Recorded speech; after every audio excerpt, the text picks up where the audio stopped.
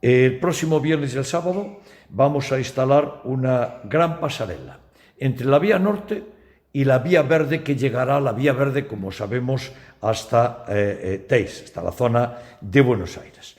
Se tendrá que cortar el tráfico porque vamos a instalar una pasarela de 51 metros. El transporte es complicadísimo, traerla hasta aquí, su instalación va a ser muy complicada, pero cobra cuerpo.